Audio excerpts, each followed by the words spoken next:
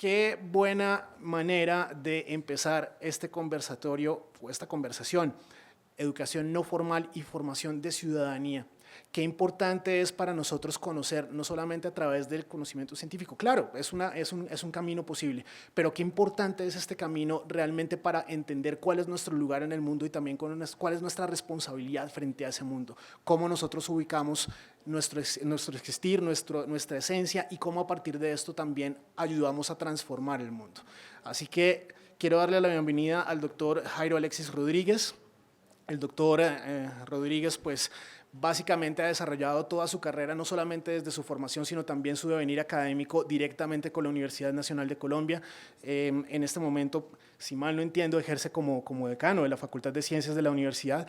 Es un placer tenerlo entre nosotros y también nos encanta recibir a nuestros invitados, a Julián Betancourt, quien nos acompaña desde el Museo de la Ciencia del Juego de Bogotá, a Ana María Londoño Rivera, que nos acompaña desde la Universidad de los Niños, una iniciativa bien interesante que tiene la Universidad FIT en Medellín, y también recibimos a Tania Elena Rodríguez. Ella nos visita desde el Jardín Botánico de Bogotá. A ellos cuatro les damos la bienvenida, les agradecemos mucho esta conversación que van a sostener, les agradecemos mucho el conocimiento que nos van a compartir, por supuesto, desde un escenario tal vez no muy, bueno, es formal realmente, pero si habláramos en estricto sentido, claro, pudiéramos pensar en una educación no formal. No sé qué piensen ustedes. Bien, buenos días. De nuevo, pues empezar este conversatorio con nuestros invitados del día de hoy. Realmente es un tema bien interesante. Pues vamos a, yo lo que la metodología pues va a ser, vamos a formular algunas preguntas a nuestros invitados y para que ellos tengan la oportunidad de comentarnos sus experiencias con jóvenes.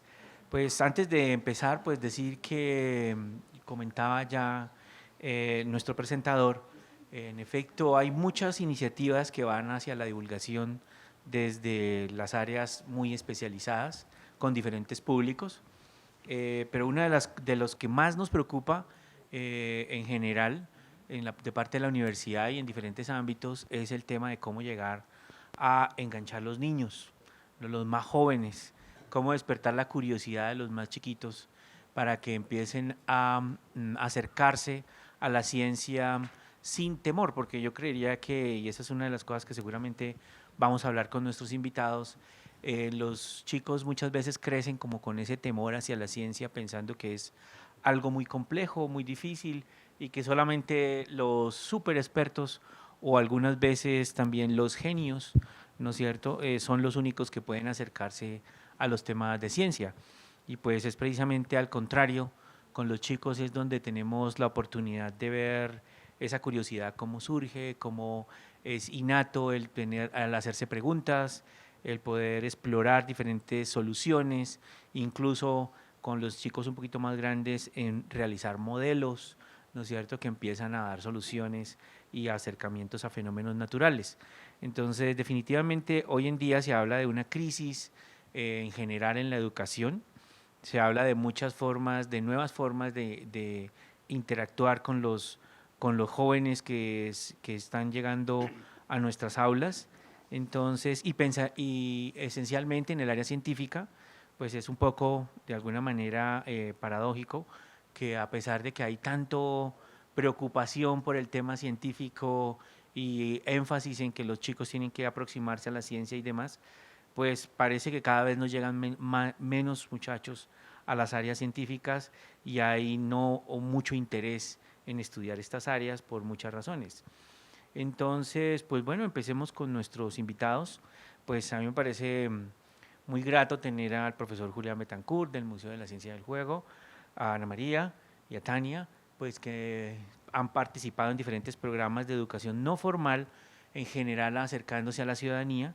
Entonces, la primera pregunta de manera general para los tres, pues es ¿cuál es la importancia de la educación no formal en la formación de la ciudadanía desde edades tempranas? Entonces, empecemos con Tania. Bueno, muy buenos días a todos. Gracias por asistir a este espacio tan interesante. Gracias por la invitación.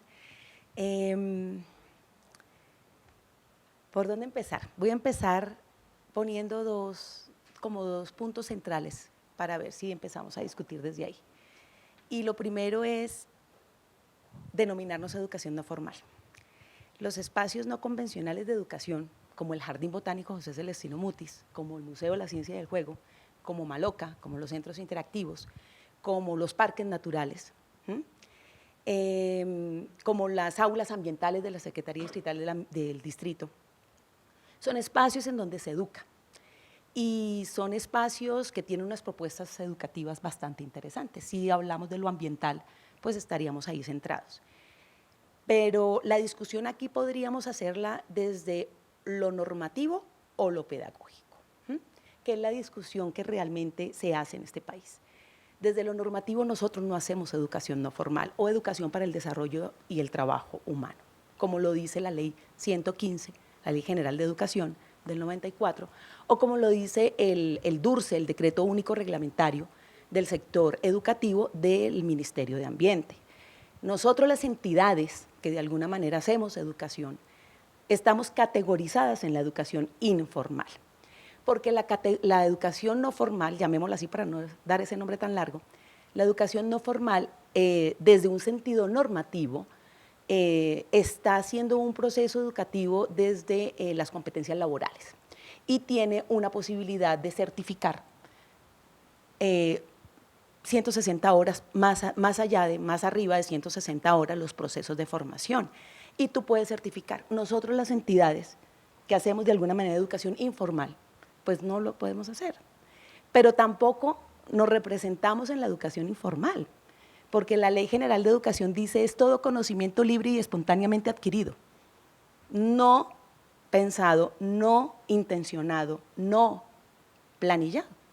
Tú vas a un parque y aprendes, tú ves televisión y aprendes, tú vas al Jardín Botánico y yo creo que no, o vas al Museo de la Ciencia del Juego, y allá no es solamente un conocimiento libre y espontáneamente adquirido, allá hay una propuesta educativa. Entonces, en ese sentido, prefiero verlo como de pronto lo ves tú, más desde lo pedagógico. Y la discusión a nivel mundial es que entidades como nosotros, espacios de educación no formal, es porque nos distanciamos un poco de la escuela, ¿cierto? Nos distanciamos un poco desde las propuestas curriculares, pedagógicas, no tanto a la hora del té, pero digamos que desde la categoría sí estamos un poco distantes. Entonces prefiero, como el título lo dice, educación no formal. Pero pues es importante hacer esa claridad, porque desafortunadamente aquí en Colombia, y digo desafortunadamente, lo normativo nos rige, y sobre lo normativo uno a veces genera, limita alcances y genera de alguna manera expectativas diferentes. Claro, es diferente cuando tú vas al Jardín Botánico buscando cierto tipo de conocimiento y tú dices, bueno, aquí tenemos un programa de agricultura urbana en donde podemos desarrollar unos cursos. ¿Tú me das certificación? No, te damos un formato de asistencia. Ah, no. Entonces, ahí ya empezamos a tener ciertos problemas. Frente a la pregunta, un poco para ya tener claridad, entonces es cómo nosotros desde esos espacios de educación no formal podemos, ¿cuál es la importancia de empezar a trabajar con niños? Pues mira, las preguntas que vamos a responder hoy giran en torno a la cultura científica. Cuando uno piensa en el Jardín Botánico José Celestino Mutis, piensa en un conocimiento científico, piensa en la botánica, en la biodiversidad vegetal de este distrito y de pues, realmente el ecosistema de bosque andino y páramo. Pero más allá, nuestra discusión frente a esa cultura científica está centrada en cómo lo denomina este encuentro al que hemos sido invitados. Cuando uno habla de cultura científica, dice es la forma en cómo la sociedad percibe lo científico, ese conocimiento, qué tanto circula ese conocimiento científico y cómo los medios de comunicación entran a jugar un papel fundamental en esto. Yo quiero centrarme más frente al accionar del Jardín Botánico en cómo lo define este congreso, ¿sí? Este encuentro, perdón.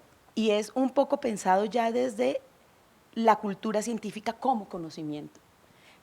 Como conocimiento y la forma de explicarnos el mundo, la cultura científica como fundamento para reflexionar críticamente incluso sobre ese mismo conocimiento científico, como conocimiento práctico para utilizarlo en la vida, que es un poco lo que hemos siempre discutido, y es que los jóvenes, tengo yo la oportunidad de dictar clase en una maestría que se llama aprendizaje de las ciencias, dificultades en el aprendizaje de las ciencias, y vemos cómo nuestros estudiantes se alejan un poco de quejarte era aprender química o física o la misma biología, y se les dificulta un montón ese aprendizaje.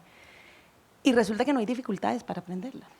Entonces, algo está pasando ahí que no los acerca a ese conocimiento científico, a ser profesionales de las ciencias. Y ahí es donde tenemos que hacer un poco esa reflexión. Y finalmente, ¿cómo proponer la formación para la participación de los individuos? Ahí nos paramos nosotros, en el Jardín Botánico. Y es cómo logramos hacer un matrimonio entre ese conocimiento científico y lo que realmente nos compete, que es la educación ambiental. Y nosotros entendiendo la educación ambiental como una postura política. Y esa postura política genera no solamente una posibilidad de que el estudiante reflexione críticamente sobre lo que está pasando en el país y en frente a la ciencia, sino que abordamos todo eso desde las problemáticas ambientales. Entonces, generamos unos procesos de educación para mirar qué está pasando en nuestro entorno. Claro, el conocimiento científico de base, pero no solamente él como un conocimiento único, porque la educación ambiental habla de otros tipos de, lo decían ahora, saberes u otros tipos de conocimiento que nos hablaban en el panel anterior. Entonces, lo que intentamos es que los niños que visitan el jardín, tenemos un club de ciencias que cumplió 10 años. Los niños que visitan el Jardín Botánico, los jóvenes, la comunidad en general, comunidad educativa o en general, queremos acercarlos a un análisis reflexivo de las problemáticas ambientales desde la comprensión del conocimiento científico, ¿sí? Pero también desde el análisis crítico de lo que está pasando y la intervención del hombre frente a esto. Y allí es donde nosotros intentamos hacer una reflexión crítica y analítica de cómo estamos nosotros entendiendo o alejándonos o ni siquiera participando de esos espacios que son muchos, solo que se desconocen y se abren en el distrito. Si nosotros logramos acercar a los estudiantes frente a esa realidad, ¿sí?, ese conocimiento práctico de lo que hemos venido hablando y entender qué es lo que está pasando en su cuenca, alrededor de su escuela, en su barrio, muy seguramente va a ser más fácil que los estudiantes se acerquen a ese conocimiento científico. Desde ahí nos estamos parando. ¿Cómo? También dialogando con la educación formal. Entonces, no podemos hacer esta tarea solos, no solamente en articulación con otros espacios, sino que la educación formal, los docentes y todo lo que se trabaja en la escuela nos ayuden a cumplir este propósito, porque al Jardín Botánico van máximo 4 horas, cuando estamos hablando de un taller que puede demorar 4 horas, cuando estamos hablando de una charla, de un congreso, de una exposición, cuando estamos hablando de un curso, de pronto nos podemos extender un poquito más. Si estamos hablando del Club de Ciencias Infantil, hemos tenido la posibilidad de trabajar con niños desde los 5 años y salen de un 10º y han hecho todos los ciclos del Club de Ciencias en el Jardín Botánico y se encarretan. Entonces, la posibilidad de tener un espacio, además, un aula viva en donde podemos aprender de otra manera, es lo que posibilitaría de alguna manera ayudar a que esa cultura científica sea. Muchas gracias. Pues ahora le damos la palabra a Ana María. Bueno, muy buenas tardes. Feliz de estar aquí, de que sucedan estas conversaciones. Así que muchas gracias también por invitarnos.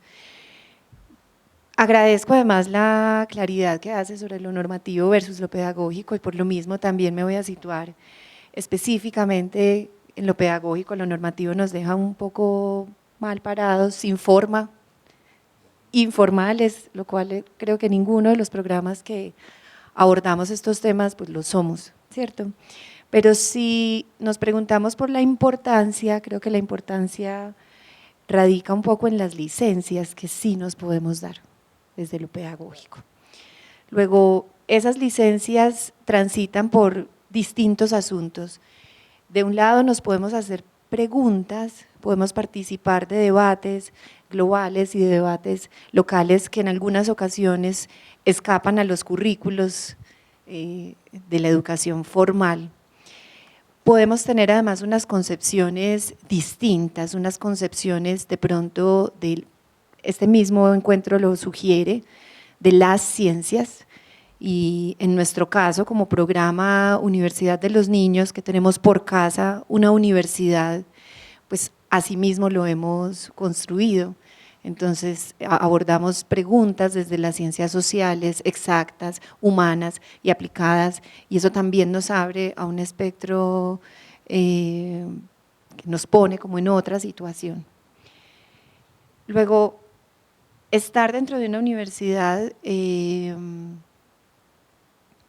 nos permite además un poco pensar que el conocimiento es transdisciplinar y no está conformado por unas casillas que no dialogan entre ellas, y que así cuando abordamos los temas ambientales podemos declarar que somos sujetos políticos en esa pregunta que nos hacemos por nuestro planeta. Hay muchos otros temas que abordan distintas disciplinas, que no siempre están en diálogo, que también están en debate, que tienen perspectivas encontradas, y que eso también es una riqueza del aprendizaje de las ciencias. Podemos hablar también de otros actores. Creo que cuando nosotros nos preguntamos por, ahorita en la introducción que estabas haciendo, sobre cómo enganchar a los niños y a los jóvenes con la ciencia, yo lo pensaría distinto. Yo creo que los niños están enganchados con la ciencia, son sumamente curiosos, tienen un asombro maravilloso, hacen preguntas incómodas, preguntas sumamente reflexivas, y creo que lo que podríamos nosotros plantear es cómo mantener viva esa curiosidad, porque luego tenemos, y esto también responde a esas licencias, podemos hacer algunas críticas que por supuesto, por lo menos en esta conversación, son claramente constructivas, porque somos programas que estamos sumándonos a esta tarea desde distintas organizaciones. Entonces luego, ¿cómo atendemos nosotros esa necesidad de que la curiosidad y el sentido crítico que los niños ya tienen siga viva y no se aquiete, no se acalle, no se vuelva tímida o no se vuelva indisciplinada, sino que, claro, eso es lo que necesitamos cuando estamos hablando del aprendizaje de las ciencias. Tenemos otra licencia y son las estrategias pedagógicas que podemos usar. Ahorita, cuando dijiste aula viva, en la Universidad de los Niños también tenemos aulas vivas, y eso implica un poco irnos a los lugares donde se está haciendo la ciencia, sea un laboratorio, sea una biblioteca, sea una sala patrimonial, sea un escritorio. Hay muchos lugares donde están sucediendo estos hallazgos científicos y que podemos un poco vivirlo desde el cuerpo, desde el arte, desde la música, desde el juego, desde la danza, digamos unas estrategias pedagógicas que acogen otras, digamos otros acercamientos y otros contactos con el conocimiento, que por supuesto sigue siendo riguroso, pero atraviesa, digamos, muchas fuentes de acceso al conocimiento. Y empecé hablando de los actores. Nosotros dentro de la universidad, pues en este proceso contamos con la complicidad de nuestros investigadores, y en ese sentido no se trata de enseñar las ciencias, sino de contagiarnos de la pasión también de quienes hacen la ciencia y por qué se dedican a esto, y cómo mantenemos viva una pregunta 10 o 15 años, aunque haya un montón de fracasos y de inconvenientes.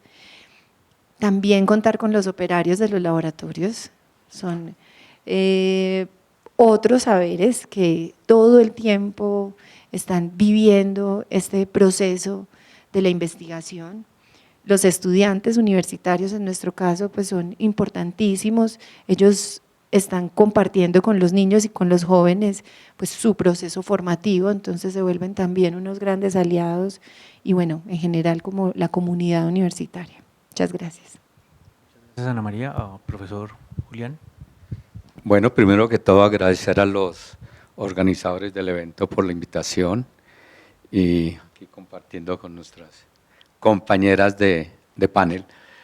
Yo me voy a apartar un poquito de lo que han dicho ustedes, pero no porque no comparta eso, sino porque la reflexión en el Museo de la Ciencia del Juego ha tocado un aspecto que es fundamental y en un momento es trágico en Colombia, y es que, digamos, la escolaridad promedio en el país es un poco menor de 9 años. Y cuando uno piensa sobre eso, cuando uno piensa toda la propaganda sobre ciencia, tecnología e innovación en un país con una escolaridad de 9 años, pues no, estamos poniendo el dinero donde no es, como dice la propaganda, ¿cierto? Entonces, ahí hay unos problemas muy complejos que hay que abordar.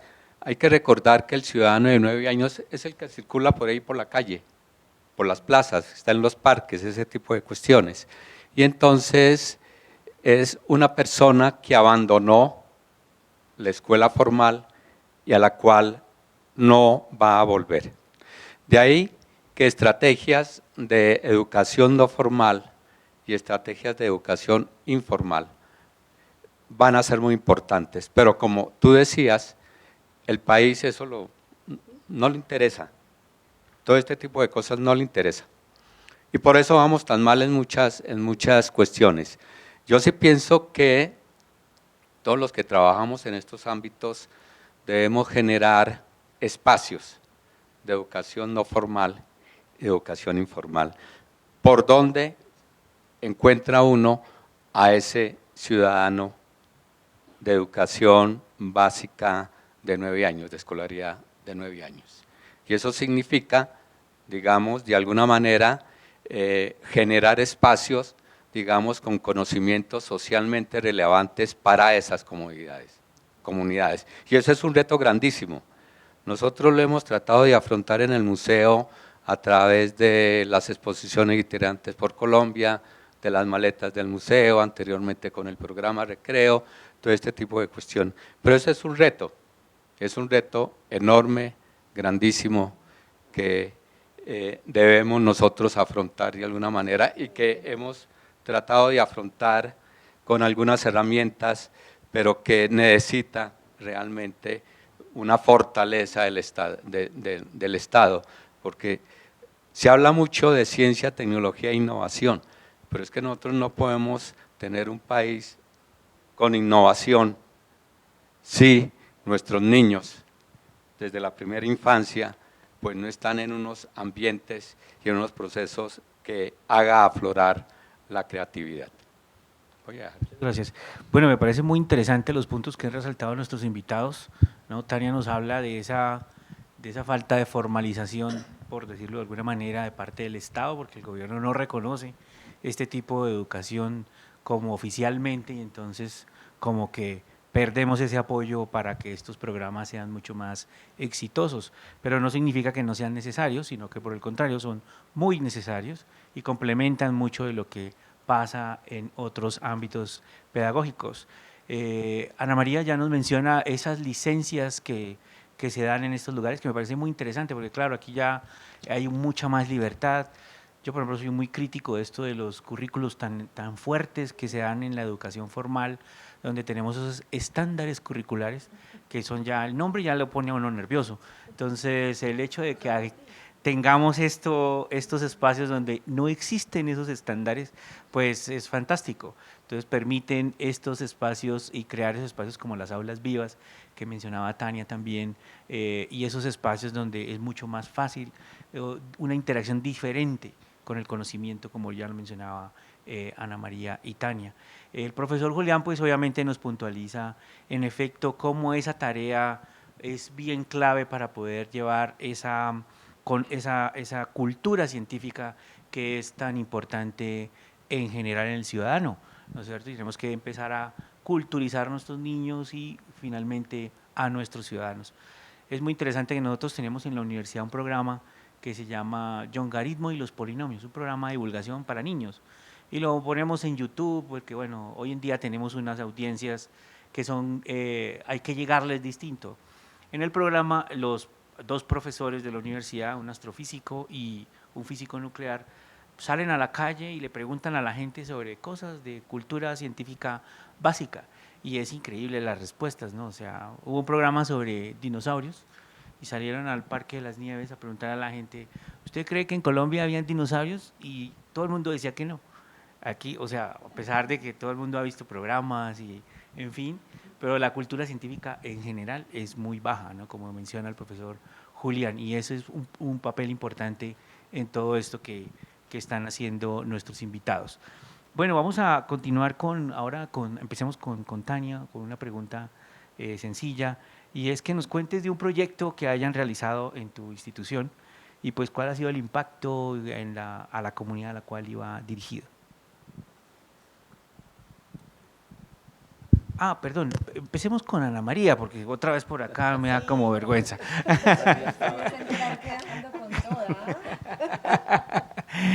Qué vergüenza. Ana María, cuéntanos un proyecto que haya desarrollado tu institución. Es interesante que Ana María pues también está dentro de una universidad, entonces de pronto esta relación desde la universidad hacia la comunidad. Gracias. Pues justamente me voy a permitir como presentar la Universidad de los Niños, ¿cierto? Que no lo he hecho hasta ahora. Nosotros somos un programa y en algún momento quería tocar este punto que nos denominamos de apropiación social del conocimiento científico, así que esta conversación también nos pone en una delgada línea entre educación, apropiación. El futuro Ministerio de Ciencia y Tecnología pues lidera este concepto, luego cómo vamos a dialogar también con el Ministerio de Educación para encontrar los puntos comunes. Llevamos 15 años de actividades, estamos dentro de la Universidad EAFIT y pertenecemos a una red global de universidades de los niños, donde digamos que nuestro origen y nuestro cuestionamiento es el aprendizaje dura toda la vida. No había mucho sentido en que las universidades estuviéramos enfocadas solo en unas edades en particular. Y aquí nos referimos específicamente a que, por supuesto, no es que las universidades estuvieran anteriormente cerradas para los niños, pero estaban abiertas como de formas alternas, como que la cancha de fútbol está abierta, la piscina está abierta, la sala de artes está abierta, pero el laboratorio no. Y esta finalmente es una manera de decir, bueno, si las universidades en esencia guardamos y producimos conocimiento, abrirla es abrir eso, es abrir la academia y la investigación a esos otros públicos. Luego lo que nosotros hacemos es un proceso que dura más o menos entre 6 y 7 años para los niños, que inicia en una etapa que dura 1 año, se llama Encuentros con la Pregunta. Nosotros recibimos las preguntas que hacen niños entre los 8 y los 11 años y transformamos esas preguntas en experiencias de apropiación que en nuestro caso hemos decidido que tengan la forma de talleres. Hay un día al mes que los niños no van al colegio, sino que van a la universidad y viven un taller en torno a las preguntas que ellos se hacen. ¿Por qué la luna nos persigue? ¿Por qué hay guerras? ¿Por qué hay ricos y pobres? ¿Por qué sentimos miedo? ¿Cómo vemos los colores? Y estas son preguntas que cuando nosotros nos acercamos a los investigadores, pues las encuentran absolutamente vigentes para el conocimiento científico, así que con ellos como asesores diseñamos los talleres.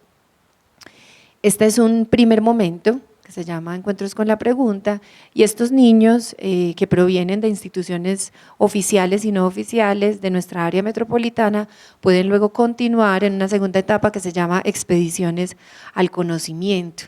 Y aquí nos enfocamos un poco más en visibilizar o en experimentar las habilidades científicas. Este año, por ejemplo, estamos trabajando la habilidad explorar y la abordamos desde talleres también, en el mismo formato en el que venían, donde desde una pregunta profundizamos en qué significa explorar en estos campos del conocimiento.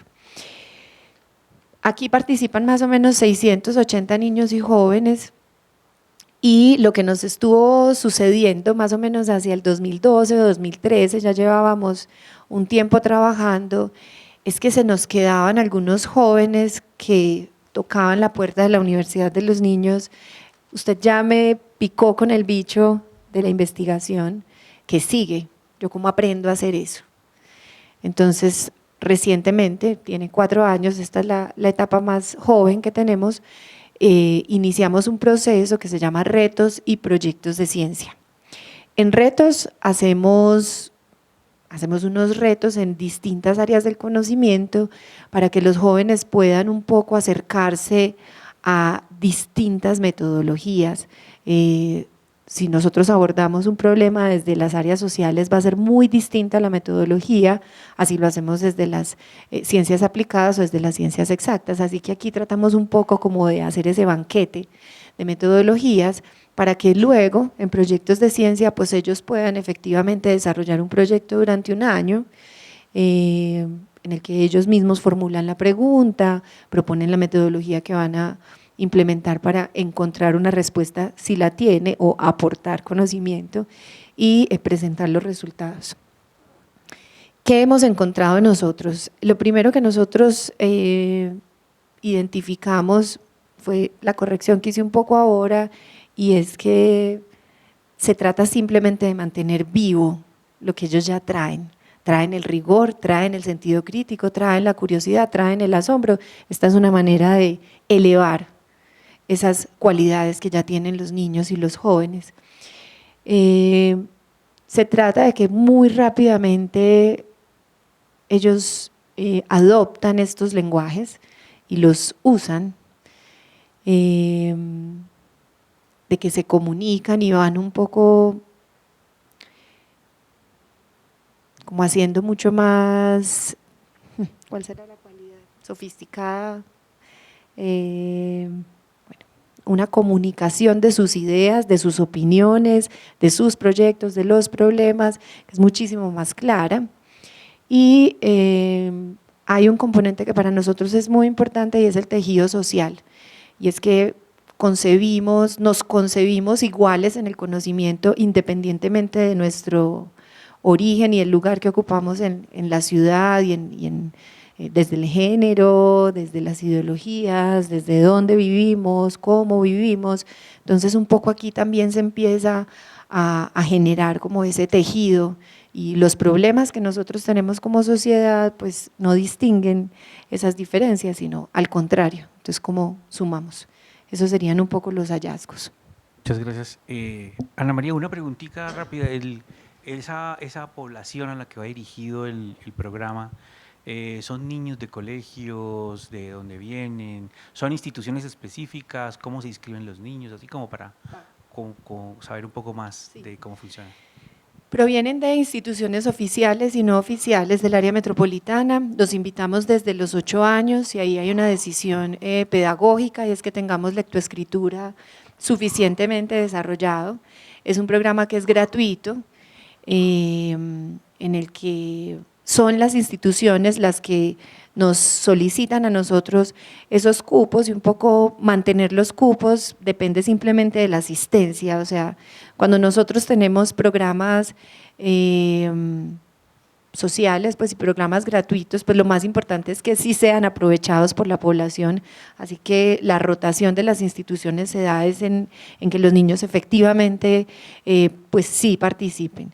Iniciando a los 8 años, esta es una oferta que puede durar hasta los 17 años más o menos. Creo que sería eso. Gracias. Bien, profesor Julián, el profe en el Museo de la Ciencia y el Juego no tiene esa palabra del juego. Entonces, nuestra pregunta para el profesor es ¿hasta qué punto la educación, ¿no? y la aproximación al conocimiento debe usar el juego como herramienta primordial? Bueno, me estaba listando para la pregunta anterior. Pero no importa, ponchado. Además es mi jefe, porque me cambiaron la pregunta. El museo es de la Universidad Nacional, de la Facultad de Ciencias, que no se dijo esa ubicación estratégica del museo. Bueno, entonces cambio el chip hacia la cuestión del juego. Digamos, yo pienso que el juego es fundamental. El ser humano, el Homo sapiens, evolucionó de una manera bien curiosa, pero una parte de eso es la coevolución entre cerebro y mano. Es un cerebro en busca de una mano y una mano en busca de un cerebro. Y entonces uno ahí se pregunta, ¿Quién fue el mediador? ¿Qué obró como mediación allí? Y la única cuestión, antes de que se armara el aparato fonador, cuando se arma el aparato fonador, ya es el lenguaje. Entra el lenguaje a jugar un papel muy importante, pero antes de eso, el mediador fue el objeto. Y esa mediación va a tomar dos tipos distintos. Uno, que podríamos llamar el trabajo, hacer actividades, alzar unas piedras para construir algo, ese tipo de cuestiones que podríamos llamar modernamente trabajo, y el otro es el juego, ¿cierto? Pero por otro lado, nosotros somos seres neoténicos. Neoténicos significa que cuando nacemos inmaduros, y esa inmadurez del ser humano bebé incide en un mayor desarrollo de nuestro cerebro. La neotenia también significa que maduramos más lentamente, incluso que podemos jugar hasta que nos muramos de 100 años, 80 años, lo que sea. Y es una característica básica del ser humano. Sintetizando, somos debidos biológicamente al juego. Y eso va a ser muy importante. ¿Por qué? Porque el juego, entre otras cosas, es la llave para entrar al mundo de la creatividad y al mundo de la innovación. Y entonces, desde niños, desde lo que se llama la primera infancia, va a ser muy importante estrategias que de alguna manera involucren el juego. Pero hay que decir una cosa, el juego es elusivo. Eso significa que no lo manejamos. El juego es de las pocas actividades que uno puede llamar autónomas del ser humano. La gran cantidad de actividades del ser humano son heterónomas, es decir, tienen un propósito externo a ellos, ¿cierto? El juego no. En el juego los fines y las metas se van convirtiendo, es circular. Bien, entonces es algo que uno debe tener en cuenta.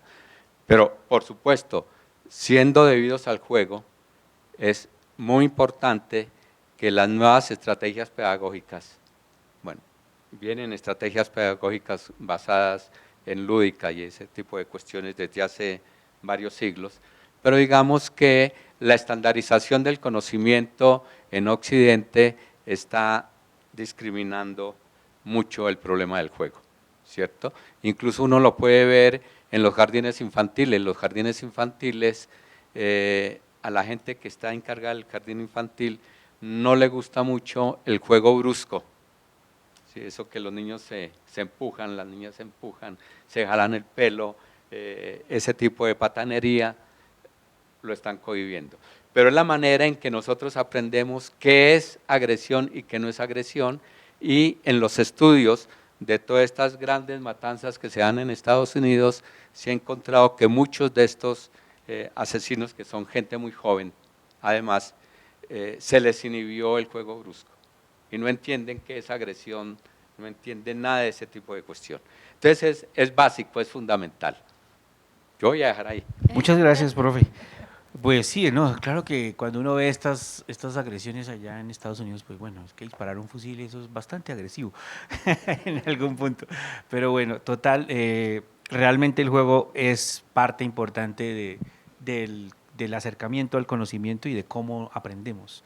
Seguramente aquí nuestros tres panelistas pues tienen muchas experiencias desde sus instituciones, pero como se ha mencionado poco a poco, pues hay retos, ¿no? Hay dificultades en estos trabajos. Entonces, vamos a preguntar ahora sí a Tania, pues ¿cuál considera ha sido el reto más importante que ha tenido su institución en el tema de apropiación social de la ciencia y pues cómo lo han enfrentado allí en el Jardín Botánico con todo lo que se hace? Tania. Yo no podría hablar de promover un pensamiento crítico y analítico si no empiezo a reflexionar crítica y analíticamente lo que hacemos en el jardín. ¿Por qué arranqué con lo normativo? Porque yo siempre he pensado que lo normativo a veces limita alcances y genera unas competencias en la comunidad diferentes a los que de pronto sí se podría encontrar en estos espacios. Cuando tú me hablas de apropiación social del conocimiento científico, yo diría, no, o sea, desde el jardín nosotros no estamos trabajando en eso. Si yo lo hilo más delgado, yo digo la subdirección científica del jardín botánico, porque tenemos 3 subdirecciones, la educativa, la científica y la técnica, genera un conocimiento que quisiera que fuera apropiado socialmente. Pero esa apropiación social a partir de publicaciones o de congresos o de generar encuentros en donde el lenguaje científico está dirigido a una comunidad específica, pues ¿cuál apropiación social del conocimiento? Y entonces nos botan la pelota a nosotros, la subdirección educativa, y nosotros decimos, no, pero espere, ¿qué vamos a hacer? Espere, a ver, ustedes están hablando de una plaga que se está comiendo las orquídeas, ¿cierto? Bueno, espéreme a ver cómo volcamos eso y hacemos un conocimiento didáctico de ese conocimiento científico, pero que haya un programa de apropiación social del conocimiento científico como tal. No, nosotros tenemos 60 años, un poco más, de estar trabajando con la gente. Si hablamos de la cultura científica, como lo propone este encuentro, estamos hablando de muchos programas que desarrollamos al interior y fuera del jardín botánico con las comunidades de base. Hacemos semilleros de investigación donde la pregunta es fundamental, hacemos el club de ciencias, hacemos exposiciones, hacemos eventos, congresos, debates, encuentros, hacemos recorridos, rutas de descubrimiento, toda una cantidad de procesos que a la hora del té lo que nos interesa es que efectivamente la comunidad se entere que en el jardín botánico hay una propuesta alternativa, ¿sí? Y que podamos tocar de alguna forma la apropiación social de ese conocimiento que estamos intentando trabajar. Impactos, por ejemplo, indicadores de impacto, ¿no? ¿Cuánto tiempo los podemos tener en el jardín? ¿Cuánto tiempo podemos hacer eso en las localidades? Podemos volver, tú decías una cosa fundamental y es que eso digamos que es el común denominador de todos esos espacios no convencionales de educación, esta categoría ENSE que estamos intentando apropiar desde el jardín botánico, y es, tenemos ciertas libertades, ¿cierto?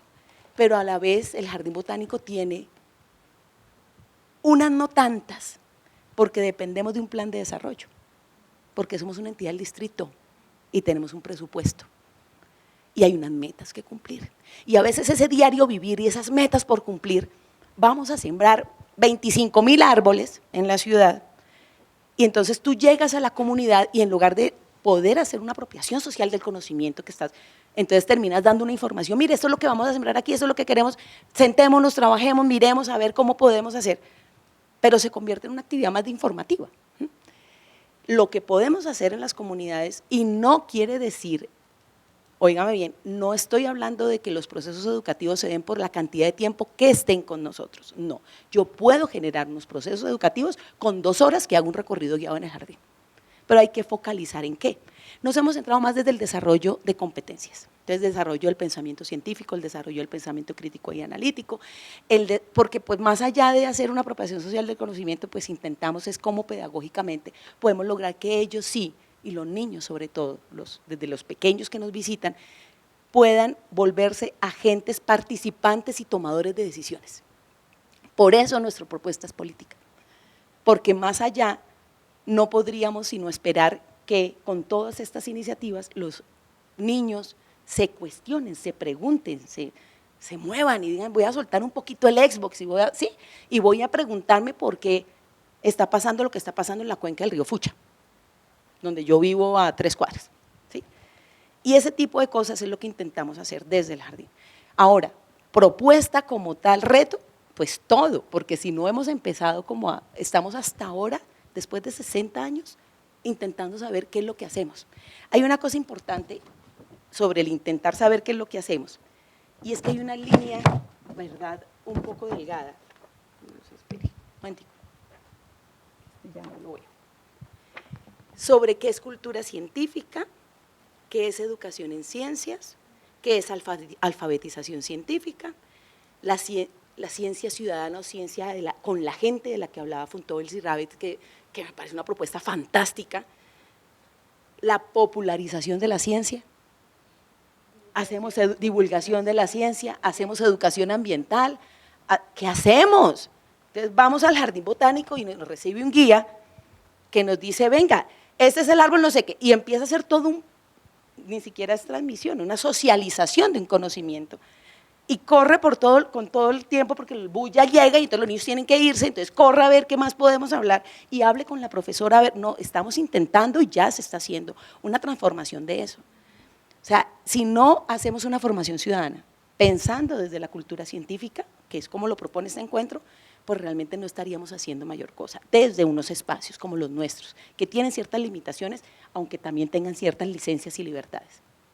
Entonces, si no nos pensamos en esa formación ciudadana y no meto unos factores culturales para evaluar, está clarísimo que el niño, con saber que no le puede quitar la florecita a ese árbol, porque si justo es el jazmín de la China, que florece en mayo, y nosotros estamos tratando de contarle al niño que si usted le quita esa flor en mayo, cuando es su periodo de floración, para hacer la cruz de mayo, pues el árbol se va a morir, ¿sí? E intentamos generar ese tipo de apropiación de ese conocimiento, pero más allá de eso, sabemos que el niño lo sabe y siguen pasando las cosas. Entonces el conocimiento científico como tal, así haya sido apropiado de alguna manera, hay unas variables que no me permiten a mí hacer unos cambios y aquí le tenemos que meter emoción a esto y le tenemos que meter actitud y le tenemos que meter procedimiento. Entonces hay otros tipos de conocimientos, no solamente el conceptual, sino el actitudinal, el procedimental y sobre todo el emocional, que nos va a permitir a nosotros decir, sí, espere, ya me acordé, yo entiendo la razón, pero algo me mueve allá y sigo actuando de la misma manera, esa cultura que tenemos, ¿no? Bueno, tenemos actuando de la misma manera y hasta dónde podemos hacer esa reflexión. Hacia allá es que queremos apuntar. Y por ahí la apropiación social yo creo que puede funcionar. Gracias.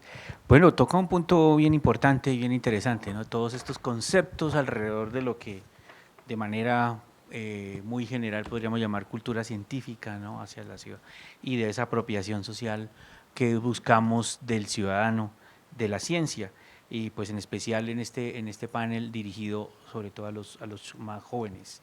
Entonces ya como para empezar a cerrar, vamos a hacer una pregunta a nuestros tres panelistas que ahora sí común. Para todos, respecto bueno, de cómo vemos el país hoy en día. Tenemos una educación con estos muchachos, pues con esa curiosidad, como lo mencionaba Ana María, con esta sed de conocimiento, porque a la final con esta cantidad de información que hay en el ambiente, que eso también es algo que cada vez nos pone más en aprietos, en general en el sistema educativo. Y bueno, y según su experiencia y como ven el país en este momento, ¿cómo podría ser la sugerencia de parte de ustedes para promover esa cultura científica en la sociedad?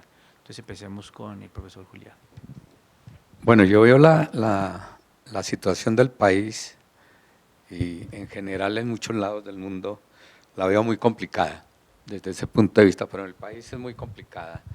Porque este es un país que siempre ha sido refractario al conocimiento. Digamos, yo casi nunca hablo tanto de ciencia, prefiero hablar más bien de conocimiento, en el sentido en que el conocimiento es las ciencias naturales, las ciencias sociales, las ciencias humanas, la filosofía, el derecho, el arte y el conocimiento ancestral, ¿cierto? Entonces, cuando uno mira la formación del ciudadano o formación de ciudadanías con base en el conocimiento, pues estamos en la olla, esa es la verdad. Cuando uno mira que tenemos una escolaridad de 9 años, estamos en la olla.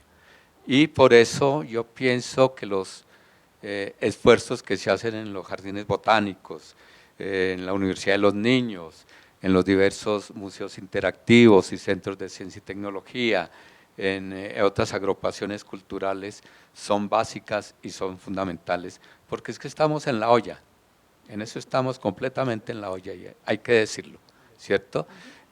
Aquí nos reunimos en estos congresos y en estos eventos nos reunimos la gente que nos preocupamos por eso.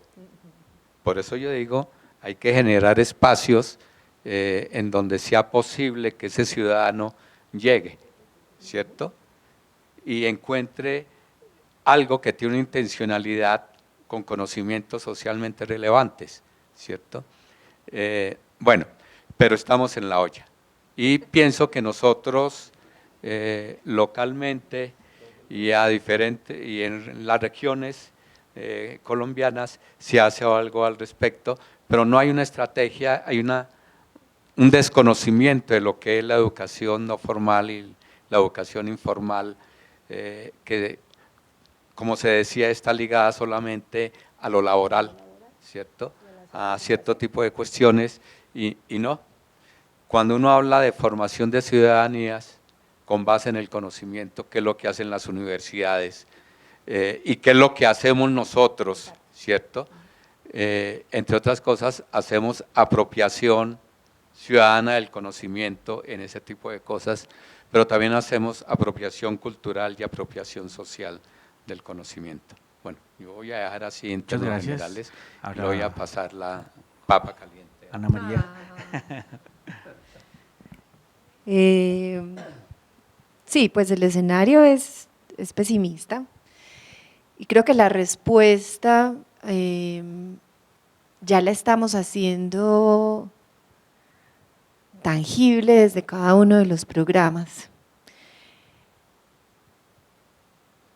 ¿Cuál es el aporte cuando nos vemos como un complemento? Es un poco, tenemos un sistema educativo que no funciona como un sistema, sino que está desarticulado, que además está diseñado para que cuestionemos lo que el otro hizo y cómo lo hizo el del jardín, cómo lo hizo el de la primaria, cómo lo hizo el de la secundaria, pero no efectivamente articularnos. Así que un poco desde estos programas la respuesta sería, yo me sumo a la tarea de la formación científica porque tengo unos recursos que complementan lo que quizás el aula no lo tiene o no todas las aulas lo tienen, ¿cierto? Tener un jardín botánico, tener un zoológico, tener las universidades que solo por definición pues ya se van a convertir en lugares que para un niño, para un joven visitarlos ya tiene un plus, pero si además yo me puedo encontrar con otros sujetos, con otros conocimientos, con otros debates, pues finalmente es tomar la tarea de frente y atenderla, ¿cierto? Así que, por supuesto, es una respuesta pequeña, a veces nos sentimos solos, a veces nos sentimos con poco presupuesto, a veces nos sentimos… Todo en el ambiente… Para todas las organizaciones un poco trae las mismas dificultades, pero ahí vamos, sumando un poco, si me pongo también optimista frente a lo que puede suceder, ¿no? Gracias, Tania. Yo voy a retomar algo que leí alguna vez de una colega de la Universidad Javeriana, que además tiene mi mismo nombre, Tania Arboleda. ¿Cómo evidenciamos la cultura científica en un país? 5 aspectos que ella toca y ahí podemos mirar si estamos realmente bien en la olla. La manera en que la ciencia y la tecnología son utilizadas en las definiciones de las políticas. Bueno, la información circundante en el público, que era lo que tú decías. Entonces vamos hasta cierto lado, preguntamos y ¿de dónde sale el agua? Pues de la llave, o sea. ¿Y cómo haces el jugo de naranja? Pues voy al Carulla y compro la fruta. Mira, parece muy anecdótico y muy cotidiano, pero es cierto, o sea, eso cada vez más comprobamos que así es. La asignación de recursos a la actividad científica. Bueno, la participación ciudadana en controversias derivadas de la ciencia. No nos importa. Nosotros a veces estamos desde el Jardín Botánico trabajando. Bueno, y esa es otra cosa, y es que le pedimos prestada a la educación en ciencias unas didácticas para hacer, cuando tenemos que pensar en nuestras propias didácticas, desde estos espacios no convencionales de educación. Pero mientras las pensamos, nos tomamos prestadas de la educación formal y la educación en ciencias, unas metodologías, unas didácticas. Ellos tienen una cosa súper interesante que se llama abordaje de cuestiones sociocientíficas. Y en el abordaje de cuestiones sociocientíficas ponemos una problemática de las ciencias y empezamos a hacer todo un análisis crítico y analítico sobre ese impacto. Claro, está basada en el CTS, Ciencia, Tecnología y Sociedad. Yo me voy más al Ciencia, Tecnología, Sociedad y Ambiente. Entonces, desde ahí estamos intentando hacer una reflexión.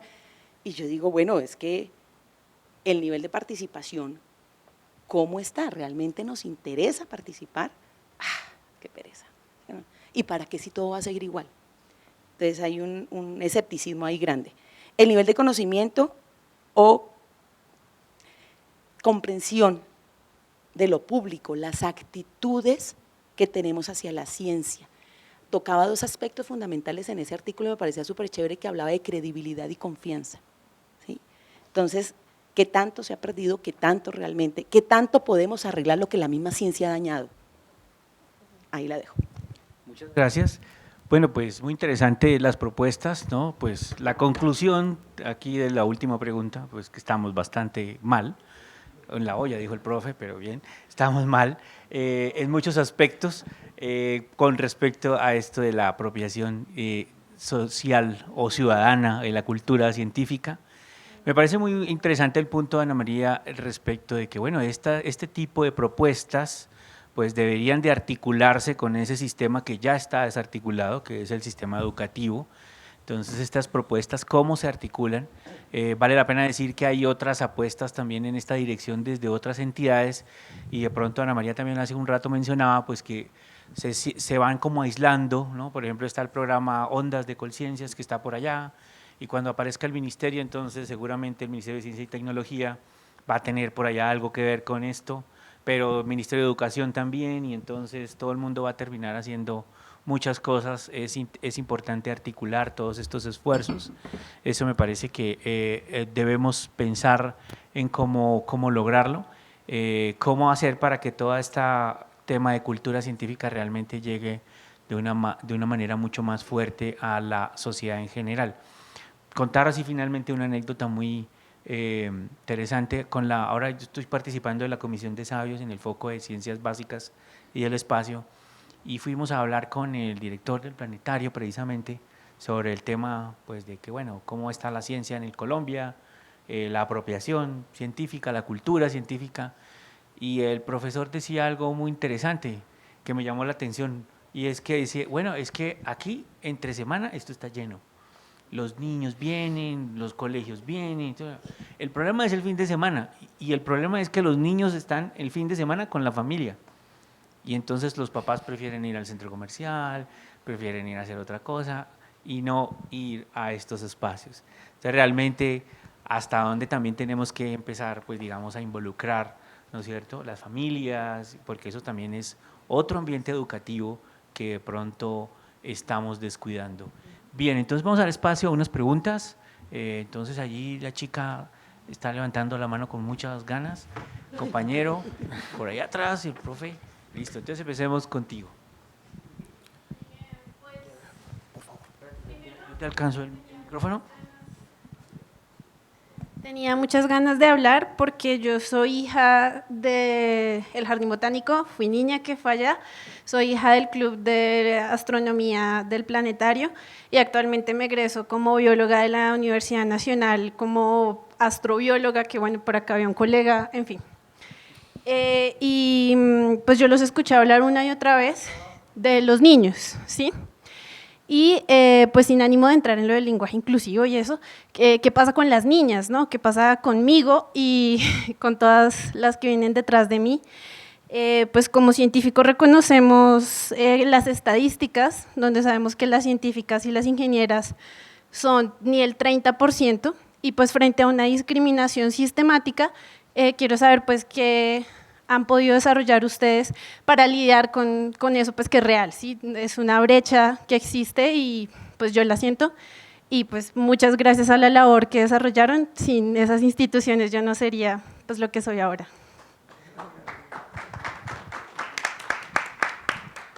No sé si Tania o… ¿Sí? Ahora verá, porque un poco desde la universidad, no sé si… estos son testimonios fantásticos. Ese ya es un impacto. Cuando preguntaste por los impactos, pues...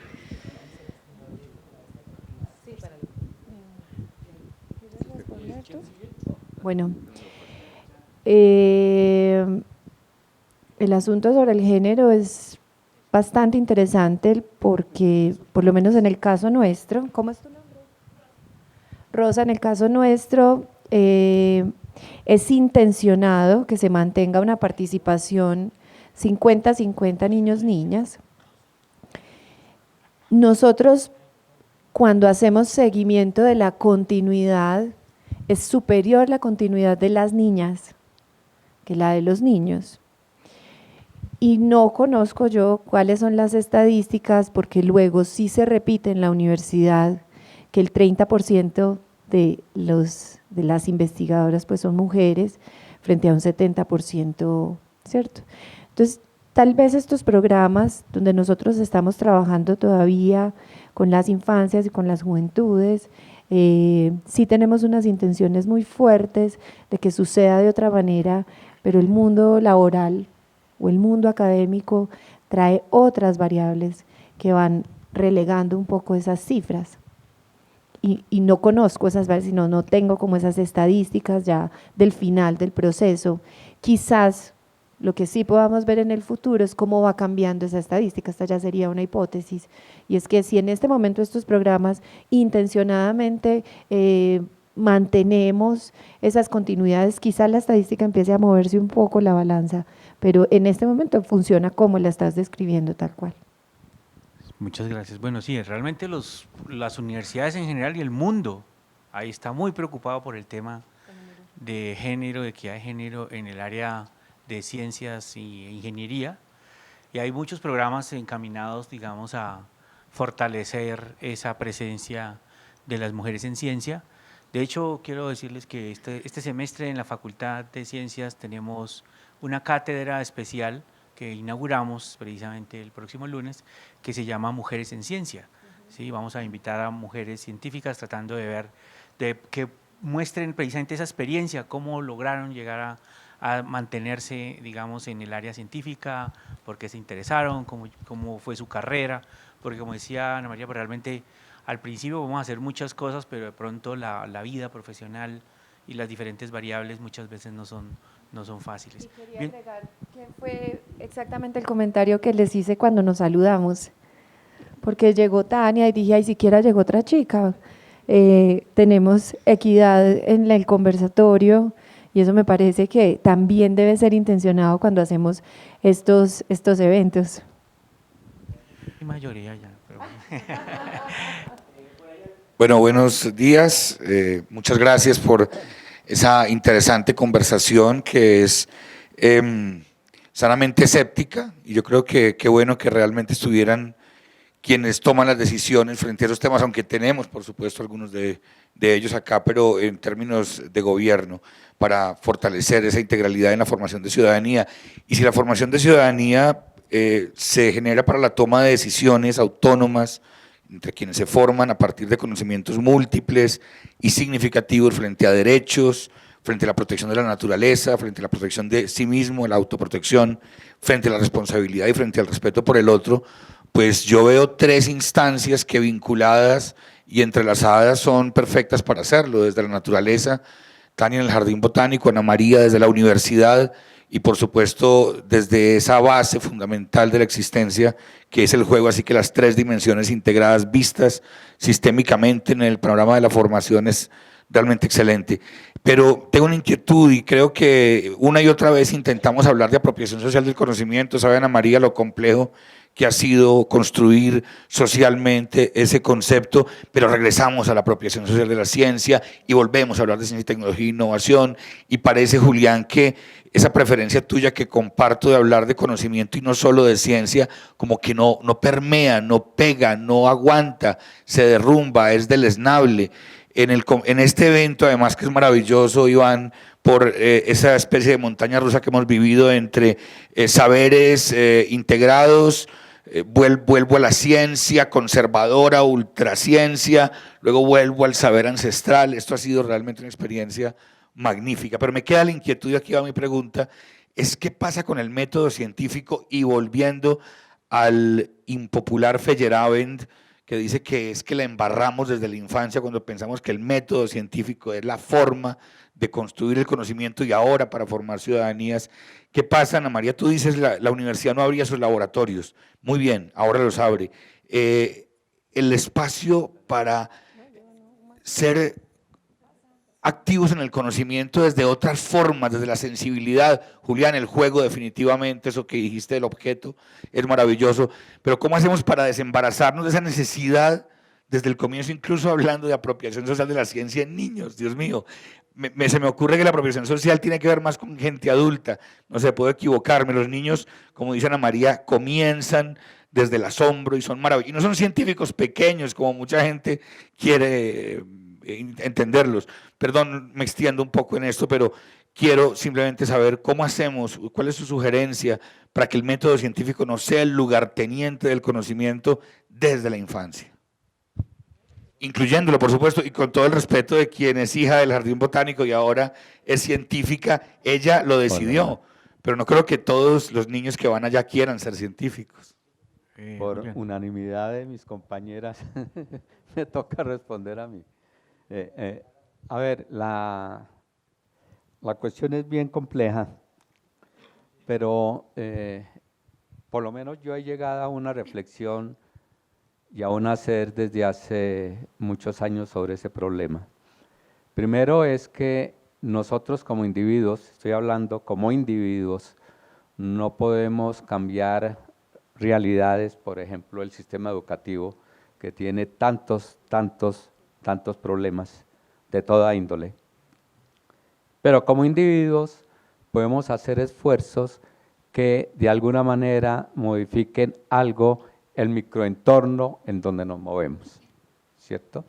Entonces, el Homo sapiens, el ser humano, los mamíferos, hacen varias cosas que son interesantes, que uno puede observar, por ejemplo, en los videos de National Geographic que dan sobre el mundo animal y el mundo salvaje y todo ese tipo de cuestión. Pero digamos que nosotros espontáneamente, nosotros exploramos y observamos, ¿cierto? Lo hacemos, si no, no podríamos vivir, como seres sociales no podríamos vivir. Comparamos y relacionamos, y tampoco podríamos vivir sin eso. Inferimos y si es necesario argumentamos, bien o mal, pero lo hacemos espontáneamente, ¿cierto? Entonces lo que yo digo, eso que está allí, el nosotros, que se hace espontáneamente, que se hace de una manera inconsciente, ¿por qué no lo llevamos a niveles conscientes? ¿Por qué independientemente de del área en que nosotros nos movemos, ¿sí? ¿Por qué no nuestra docencia, nuestra pedagogía, ¿cierto? Nuestra educación, ¿por qué no se basa precisamente en ese tipo de cuestiones? Es a lo que yo he llegado. Eso no significa una llave de oro, nada de eso. Pero me parece que es muy potente cuando uno logra que nuestros niños realmente exploren, observen, exploren, comparen, relacionen, infieran, argumenten y actúen. Yo pienso que ese es el camino al pensamiento crítico que estos tiempos actuales lo está matando. Ese es mi pensamiento. Bien, muy buenos días. Marta Nussbaum dice desde el enfoque de capacidades que los seres humanos tenemos 3 capacidades. El pensamiento lógico formal, del cual hemos hablado suficiente hoy, el pensamiento crítico, que también se está valorando mucho en el conversatorio, y la imaginación. A mí me gustaría saber de qué manera la imaginación hace presencia en el pensamiento pedagógico que ustedes están promoviendo desde cada institución.